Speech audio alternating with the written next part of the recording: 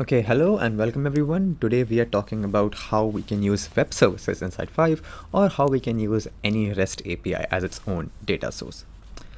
Okay, so without any further ado, let me just get started. So let's create a new application. You can create a new application by clicking on this tab on top. Then you click on add item and then you can start by giving it a name. I'll just call it web services app. And then let's click on save. And now manage. Okay, so now I'm inside the development environment. From here, what I want to do is I want to click on data and then I want to click on connection wizard. And now I'm here inside the wizard. So if I click on read list mapping, so anyone who is familiar with Postman is gonna find this interface really similar. So basically we can just pass our endpoints over here and then we'll see results here. So let me just get started. So I'm gonna open up Chrome. So here I have this dummy JSON API where we usually use it to test our web services. Basically what this API returns is a bunch of a list of dummy products. So example, you can see the responses over here. So let's just capture that. So I'll get the URL from here. And now let's go back to 5. And let's just paste it over here when it says get endpoint. Now I can click on send. And bam, as you can see, I get my response right over here. And I can scroll down and down and down, and I get to see all my results. And of course, if I click on the authorization tab, I can pass an authorization, basic auth, or a bearer token. As well, you also have the headers tab.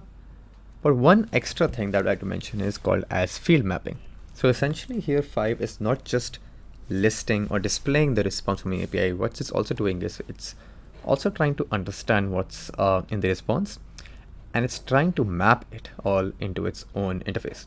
So basically here you can see it's getting the product ID, title, description, it's getting its name, it's recognizing that, converting that into a data type, and then a display type so that immediately it can be displayed in an application. So it essentially maps anything, and it also recognizes that the ID field should be the primary key. Okay, so actually you'll understand what's happening here in a while when I actually run the application. But for now, let us just pass in all our endpoints. So that's for my get.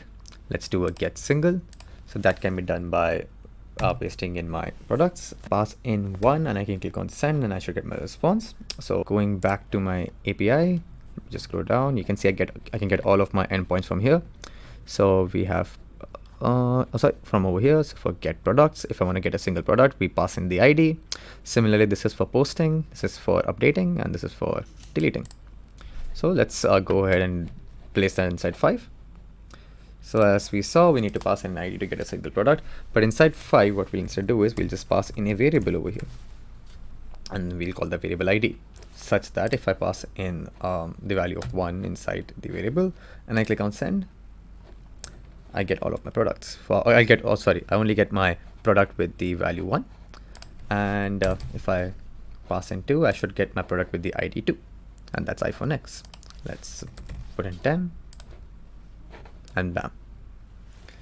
Okay, so inside get endpoint, we'll pass in a variable instead of just a number, and let's go create single. So that's the post. Let me pass in the endpoint over here, go back to our website for dummy JSON API, and it says for posting we need to add a /add. So let's copy that, go back to 5, and let's do that. For updating and deleting, we'll use the same endpoint for a read single. So let's go copy that, paste that over here, and paste that over here as well. Okay, let me just quickly check the field mapping of read single. Of read single. And everything looks good. Okay, so now what we want to do is we want to click on general, and let's give it a name. So you can start by selecting that it's a new web service. On the ID, I can call it dummy JSON because that's the API we are using. And for the name, since we're getting a list of products, we'll just call it products. And let's click on save. And we're done. Okay, so That's for connection wizard. Now once you're done with the wizard, what you can do is you can again click on data, and now if you click on connections, you see your connection with your API right over here. So you see here, if you just want to make some edits, you get all of your details over here. If you click on fields, you will see what fields 5 has tried to map, and you can change around all of your details over here. What I'll do now is that I'll quickly try to build a form that is connected to this API. So let me quickly show you how we can do that. We can start by clicking on visual and then form wizard. Now my wizard is asking me for which data source I would like to build this form on top of it. And since in the beginning I said we can use any REST API as data source. So if I click on that, I can select products, which is what we named our API. And then as you can see, 5 fills in most of my information for me. Let's click on next. And bam, most of my things is also done here for me by 5. And essentially what's telling me that I have these fields from my API, and these are its captions. I can change them if I want to.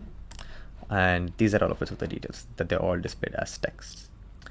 What I'll do here is I'll also check mark here so that description also appears on the list, as well as the price. And I'll click on save. Now let's click on run and see if this works or not.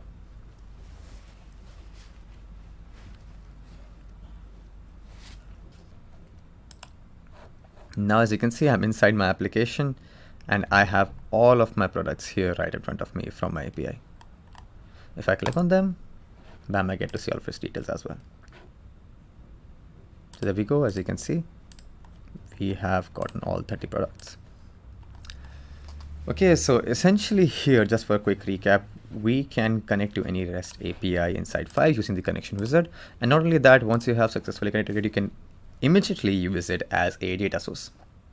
So you don't have to actually work around with any code for that. If you just pass in your endpoints, we are good to go. Okay, so that's it for today's video. That was just a very quick overview of web services. Of course, if you'll explore more into it, you'll figure out that there's much more things you can do. Until then, make sure that you're subscribed for future videos, and see you all very soon.